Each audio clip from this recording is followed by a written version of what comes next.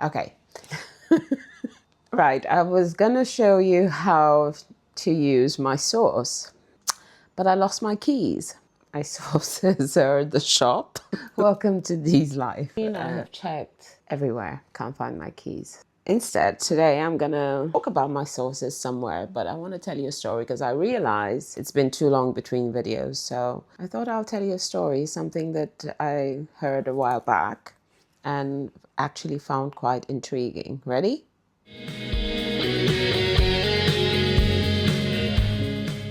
So this is a story about a young lady, right? She's at uni. She's living her life, doing her thing. All of a sudden, one day, she starts hearing voices. She goes to her doctor. They say, okay, you're schizophrenic. Gave her some tablets. She started taking these tablets, but they didn't seem to work for her. She kept hearing her say, hey, can you hear me? Can you hear me? Please help me.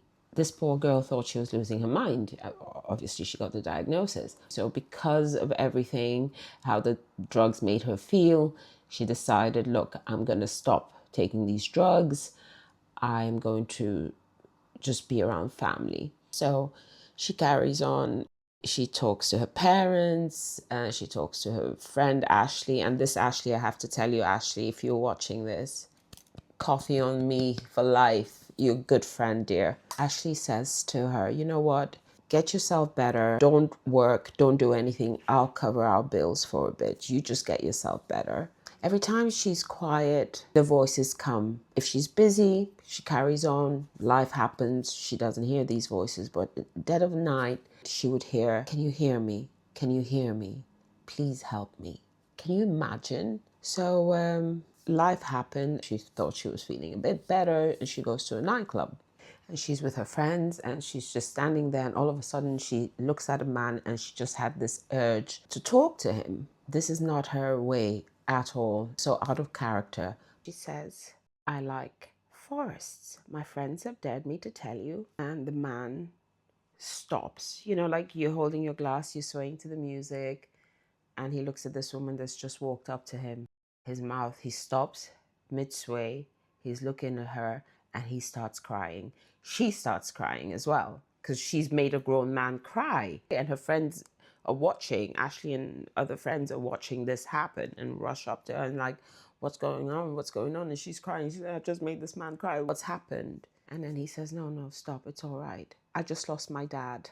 It was our thing. Paranormal was our thing. We used to go ghost hunting together. He got a diagnosis, and on his deathbed, he said, you know what? If all of this is real, I will come back and I'll tell you. And they laughed about it. They said, okay, what would you say? He said, I like forest, because he actually likes her. He says, tell me I like forest. And this girl comes in and she says, I have goosebumps. And she comes in and she says, I like forests. And so he knew that his dad has sent this message from beyond the grave so that his son would know that it's not the end. So it really touched me, because I've lost 3 family members, very close family members, in short space of time. I suppose I was searching for something. Yeah, it really made me happy. So this is not my story. Sleslor,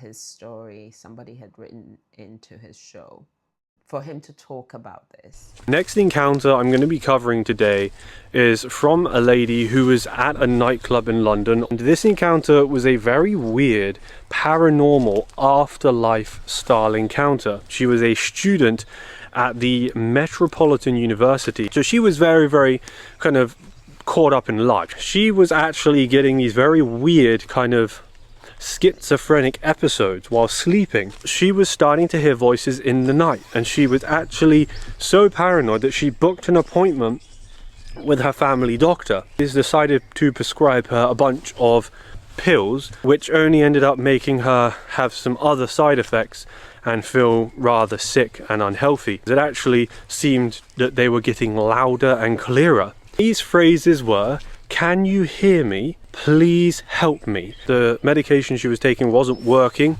She made the decision to deal with the voices in the end, and she stopped doing the pills. I'll put up with it. I'll try and seek help.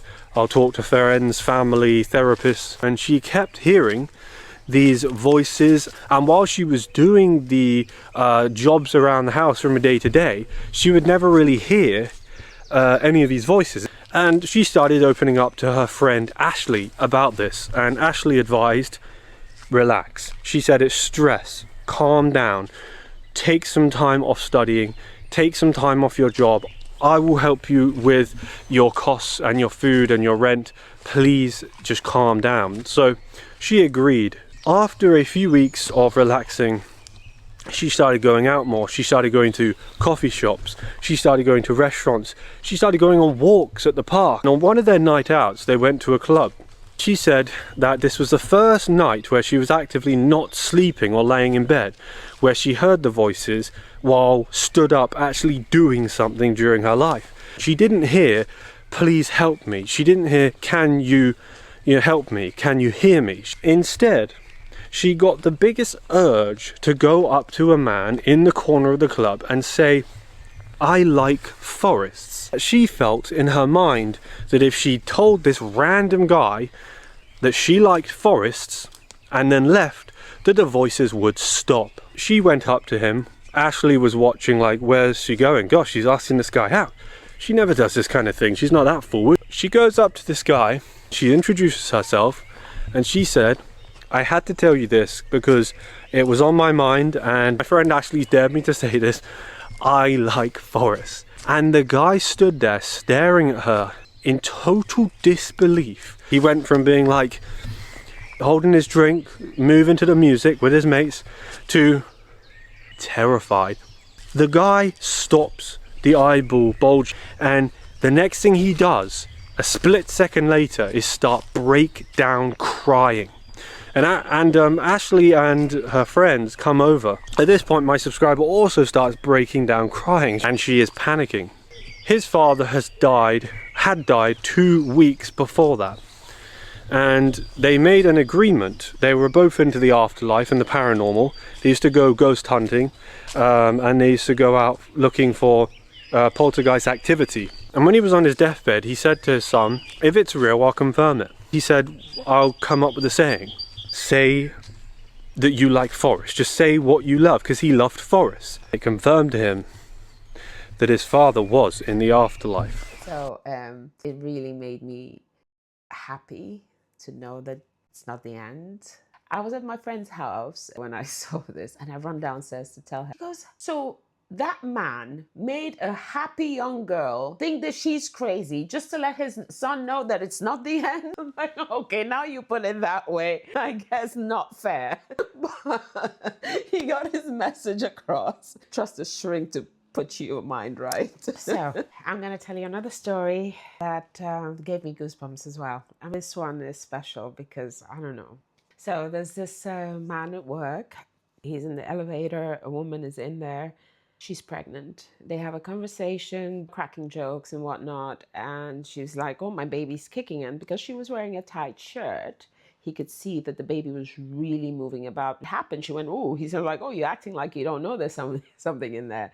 And she was like, no, my husband and I went to the hospital because I hadn't felt the baby move in like 5 days. It was an emergency appointment. And he was like, seriously? She was like, yeah. So he says, then it's a good thing. Let's keep praying. He carries on. He says a bit later, he sees this woman again. Because of the interaction they had, he waves. But now she's coming towards him. She was like, you know, my baby's not moved since I spoke to you. And now I'm talking to you. My baby's moving. And then he looks at her and he goes, seriously? He said, well, I have that effect on people, being charming and all that. He asks her what she's having. And she says, a girl. He went a bit quiet, but I call her Amy. He goes, what's wrong? He says, my mom was called Amy. She passed 5 years prior to breast cancer. He says, how you spell your Amy? She went A-M-I-E. And he goes, that's my mom's spelling. And she says, no way. And he had to leave and go bawl his eyes out. But how cool is that? I got to work and I got on the elevator. I stopped on the 3rd floor and a pregnant woman got on. And I looked at her. I said, well, like you about to pop. Then she jumped. And I said, you did that like you don't know you got a baby inside of you. She said, me and my husband just went to the doctor's yesterday for an emergency visit. She said, because I haven't felt the baby move in about 4 or 5 days. She said, when you start talking to me, the baby started jumping. like to the point you can see the baby kicking. I literally see, the little prints coming up. And I said, well, thank God. I said, that's a good thing. And, I always crack jokes. I said, yeah, I have that effect on people. She looked at me. She's like, no, like, seriously, my baby is kicking crazy right now, ever since I started talking to you. And I got to my stop. I got off. About 45 minutes later, I seen the lady. I just waved to her, but she was coming to me. I said, what, the baby missed me? When you got off the elevator, my baby stopped kicking. I said, really? She said, yes. She said, now that I'm talking to you again, my baby's kicking. I said, maybe your baby like me. I said, what is a boy or girl? And she said, it's a girl. I said, what are you naming her? And she said, Amy. And I dropped my head and I was trying to fight tears. And she said, what's wrong? My mom's name was Amy. She died 5 years ago to breast cancer. She spelled it A-M-I-E. She said, that's the way we're spelling her name. I literally had to go to the bathroom and just bawling. Like, she said, I'm going to speak with my husband. She said, but do you have any god kids? And I said, no, I don't. And she said, would you like one? And I was like, yeah. Now, I know I look for signs and whatnot, but I'll tell you, I'm the biggest chicken you'll ever meet. This one time in this very flat, I'm laying in bed, and when the bedroom door opens, all the doors, all these were open. I think the bedroom door opened, and I turn around though because it sounded like somebody came into the bedroom. I turn around smiling, thinking it was my husband. No one there. It happened a second time. I turn around and I smile. No one there. I'm like, draft.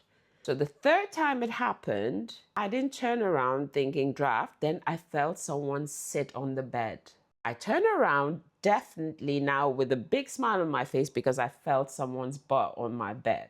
I turn around, no one there. I jump out of bed, run out, wasn't clothed. And I'm like, the boys are like, Mom, what are you doing? I'm like, I'm not going back in there. I need to get in here. I'm not going back in that room without someone. That's how chicken I am. But I like to hear these stories. I love to hear them. They make me happy. They give me something. I don't know what, but yeah. That's story time for you. Soon, I promise, I will sort my life out and I will show you how to use my sources. So I'm sure if you've been in the shop or if you're following me, you've been in my shop. I have chili jam, which is bestseller, the burnt lemon, Trini green curry sauce, the yassa, mustard and onion one, the fruity chutney, of course, the jollof paste. All my sauces are spicy, you know that. All the sauces, you all love them. Thank you so much. When I talk to all of you, you tell me how you've used them. I have Rick, who buys every sauce I make, bless you, thank you, all of you that have. He buys the jollof especially and never uses it for jollof. He's put it on mashed potatoes, he's put it on a pie, he's put it as a side. You can do anything with them, and I would love for you to tell me how you've used the sauces. Till I see you again, hopefully more organized, please let me know how you've used them. Love you lots. Thank you for listening. Thank you for listening.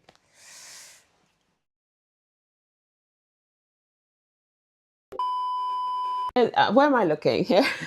So why don't you sit over there? So I look like I'm talking to someone. I feel very weird talking to a camera. So I'm going to be telling you the story. That way I'll feel more real. That I like forests. Sorry, I've got to find out whether... No, that's bummed me out. Back to the story. I'm really upset. I don't know where my keys are. Hey, Andy. Can you check the side of the car? Then we'll put a short clip of it. I hate it though. Can we redo it? You can't see my feet, can you? No. Let's scratch that. Okay. You'll have to do a lot of editing. I'm so sorry. Oh God, I wish I could find it. How do I find what I have watched? Oh, this is gonna take a day and a half. Yes, I found him. You're gonna cut all these bits out, yeah?